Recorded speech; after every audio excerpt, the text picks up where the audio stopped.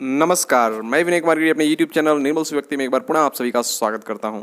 मित्रों, आज हम लोग चर्चा करने वाले हैं राजा धर्मगुप्त, एक रीछ और एक शेर से जुड़ी कहानी के विषय में।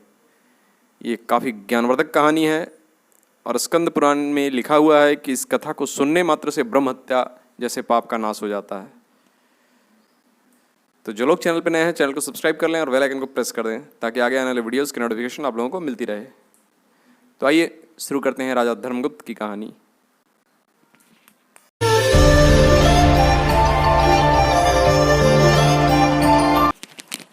चंद्रवंश में नंद नाम से प्रसिद्ध एक महाराजा थे जो समुद्र पर्यंत पृथ्वी का धर्मपूर्वक पालन करते थे। उनको एक पुत्र हुआ जिसका नाम धर्मगुप्त था। राजा ने राज्य का भार पुत्र को देकर तपस्या हेतु वन की राह ली। धर्मगुप्त ने राजकाज संभाल लिया और नीतिपूर्वक राज्य का पालन किया। एक दिन धर्मगुप्त घोड़े में सवार हो वन में गए। वहीं रात हो गई। राजा ने संध्या पूजन किया, फिर जंगली जानवरों के भय से एक वृक्ष पर चढ़कर बैठ गए। उस वृक्ष के पास एक रीछ आया जो सींग के भय से पीड़ित था। एक शेर उस रीछ का पीछा कर रहा था। रीछ वृक्ष पर चढ़ गया। वहां उसने राजा धर्मगुप्त को बैठे देखा। रीछ ने कहा, राजन भय न करो, हम दोनों रात भर यहीं रहेंगे क्योंकि वृक्ष के नीचे एक बड़ा भयंकर शेर बैठा हुआ है। फिर रीछ ने कहा, राजन तुम आधी रात तक निर्भय होकर नींद लो, मैं जागकर तेरी रक्षा करता रहूँगा। उसके बाद जब मैं सो जाऊं तब शेष आधी रात तक तुम मेरी रक्षा करना। रीछ की बात सुनकर धर्मगुप्त सो गए। उस समय सिंह ने रीछ से कहा, यह राजा तो सो गया है, अब तुम इसे मेरे लिए नीचे गिरा दो। तब रीछ ने सिंह से कहा, तुम धर्म को नहीं जानते। विश्वासघात करने वाले प्राणियों को संसार में बड़ा कष्ट भोगना पड़ता है। रीछ की बात सुनकर सिंह चुप हो गया।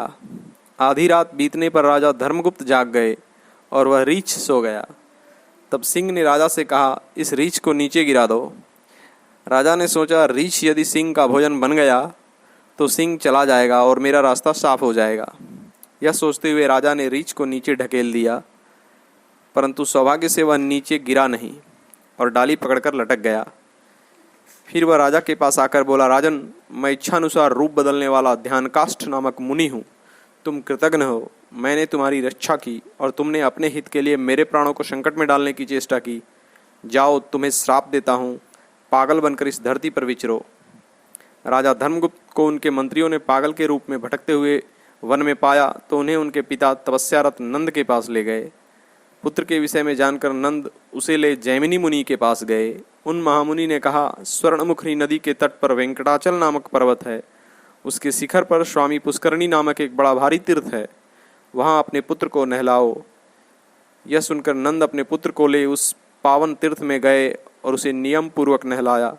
स्नान करते ही उसका उन्माद नष्ट हो गया। फिर नंद ने स्वयं भी वहां स्नान किया और पुत्र सहित भगवान श्रीनिवास का दर्शन पूजन कर कृतार्थ हुए। इस पुण्यदायी कथा के श्रवण से ब्रह्म हत्या का नाश हो जाता है, ऐसा स्कंद पुराण में लिखा है।